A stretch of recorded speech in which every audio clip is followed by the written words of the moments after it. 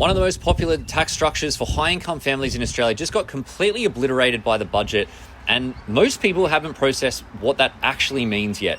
Now, the bucket company strategy was a goldmine. You run a family trust, the trust earns income, you distribute that income to a company that's sitting underneath the trust as a beneficiary, and the company only pays 30% tax. The money sits there, you can buy assets, you can build up the wealth through there, and then you can pay yourself income when your salary income is lower and you're paying only marginal tax rates. It essentially allows you to cap your tax rate on trust distributions at no more than 30% without having it to flow to individuals paying up to 47% tax. But from the 1st of July 2028, that structure is broken by the government. The budget changes have turfed it out the window. And so now when a discretionary trust distributes to a company, the trust pays 30% tax and the company gets no tax credit, which is huge. When the company eventually pays out dividends, the shareholders pay tax again on the same money.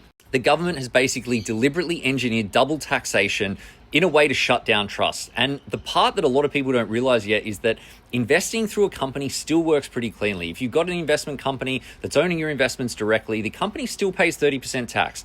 The structure wasn't touched by the budget, and it remains now one of the most tax-effective ways to hold your long-term wealth, because as you build your assets in a company, you can then pay out in the future and use personal marginal tax rates. So if your strategy is currently relying on distributing tax income to a company and you've got a bunch of assets inside a trust, you want to be looking closely at what you're going to do moving forward. The government has said that there is going to be some rollover relief. The details are yet to be come out, like a lot of the measures from the budget, particularly around trust. But whenever that window opens, which is said to be in July of 2027, it is only going to be open for a short amount of time. And so your planning needs to start well before that. And if you're making significant investments, now is the time to consider before you have to restructure.